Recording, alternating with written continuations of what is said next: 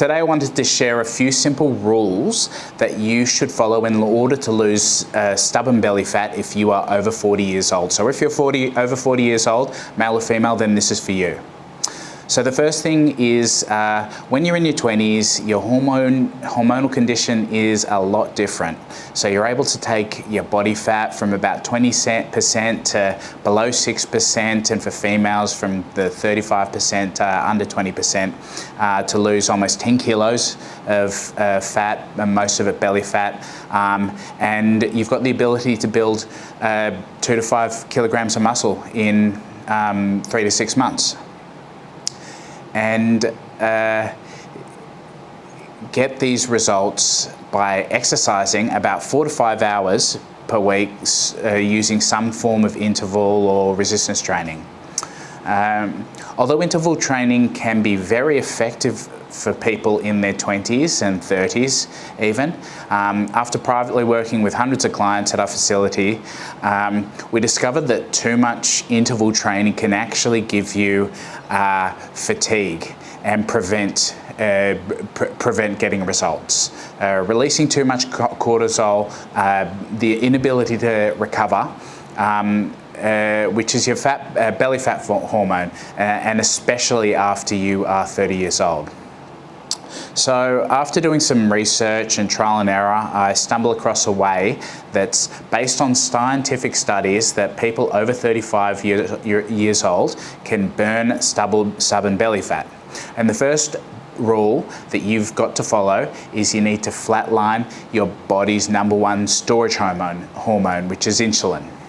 If you enter an exercise session with elevated insulin levels, that's very friendly, that's beneficial if you want to gain muscle. However, because insulin is your storage hormone, if it's elevated before exercise, you can't access the stubborn fat cells that release the fat from your cells into the bloodstream, because your insulin levels being elevated stops your body from burning fat.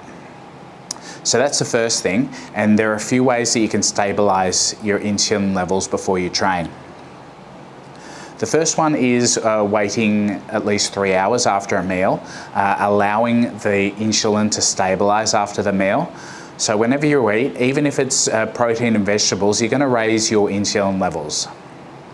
So after your meal, you want to wait about 3 hours. Now, if you have energy from the food you're eating, but your stomach is empty though, and your insulin levels are stable and low enough to help your body create a fat burning environment when you enter the workout.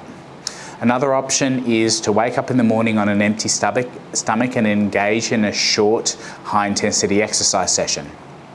The third thing you can do to stabilize your insulin levels if you've eaten before exercise is to simply take a short walk. Research shows that by taking a 5-minute walk before you move or exercise, you can stabilize the insulin and keep your body in a fat burning environment. So that's step number 1. Step number 2, believing it or not, is to exercise less. By avoiding regular exercise and replacing it with simple movement patterns, rest periods and intensity levels that are designed for the specific hormonal condition of your body when you're over 35 years old, you can actually reawaken your youth hormones and open up the gateway for your body to release trapped fat from your cells. So that's step number 2. Step number 3, and the most critical step, is to stop something called re-esterification, which simply means to create fat stores again. See, after you turn 35 years old, because of your current hormonal condition, when you're done exercising, your body can actually take the stubborn fat from the fat cells that's released into the bloodstream and convert them to free fatty acids. And these fatty acids floating around in your bloodstream will be restored as fat in another area of your body unless you're able to use them for fuel or your body disposes of them. It's a survival mechanism. Your body's smart and it wants to adapt and it wants to survive, so it wants to restore those fat deposits in your body. This can be achieved by proper training adjustments and sound eating habits.